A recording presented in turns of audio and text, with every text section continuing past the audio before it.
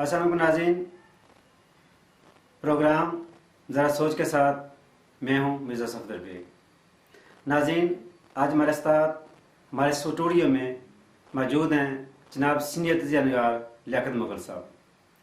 ناظرین، ان سے پوچھتے ہیں کہ یہ جو دھرنے کی صورتحال ہے یہ اس ٹائم کیسی جا رہی ہے اور مولانا فضل الرحمان اسلام آباد میں کیا کرنے جا رہے ہیں، اس حوالے سے بات کرتے ہیں جناب لیاقت مغل صاحب سے۔ السلام علیکم مغل صاحب۔ وعلیکم السلام۔ مغل صاحب، یہ بتائیے گا کہ مولانا فضل الرحمان صاحب جو ہیں اس ٹائم اسلام آباد کو کیا کرنے جا رہے ہیں؟ لاک ڈاؤن کرنے جا رہے ہیں یا کیا کریں گے آپ کے خیال میں؟ بہت شکریہ مرزا صاحب۔ میں یہ سمجھتا ہوں کہ مولانا صاحب کا جو اس وقت دھرنا ہے وہ ناکام ہو گیا ہے۔ مولانا صاحب کے پاس نہ تو کوئی ایجنڈا ہے اور نہ ان کے پاس کوئی ایسی چیز ہے کہ جس کی بنیاد پر یہ اسلام آباد کو لاک ڈاؤن کریں گے۔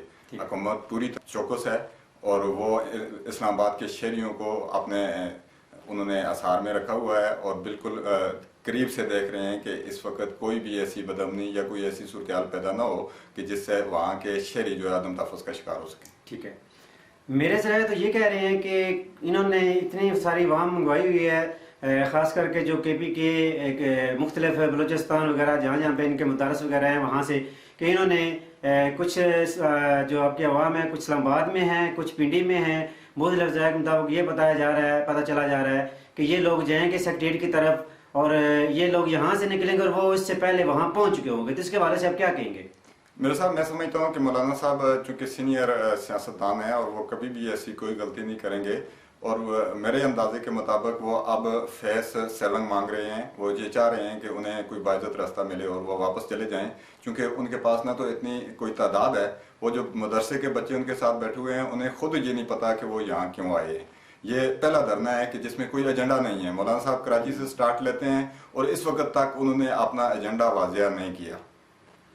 ٹھیک ہے، آپ مجھے یہ بھی ذرا بتا دیجیے گا کہ جب یہ کراچی سے نکلے تھے تو ماشاءاللہ لاکھوں کے حساب سے لوگ تھے، جہاں بھی آئے ہیں تو لاکھ سوا لاکھ تھے، ٹھیک ہے 2 لاکھ کا وہ کہتے ہیں لیکن لاکھ سے اوپر میکسیمم لوگ تھے۔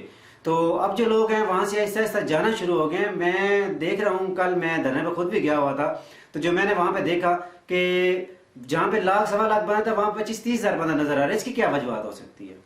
صاحب، وہ چونکہ ظاہر ہے اس وقت انہوں نے ایک جلسہ اور مارچ کا جو ہے پروگرام دیا ہوا تھا، اس میں 9 پارٹیاں پاکستان سے جو ہے اس میں شریک ہو رہی تھی اور وہ اس کے ورکر ساتھ موجود تھے، لوگ موجود تھے۔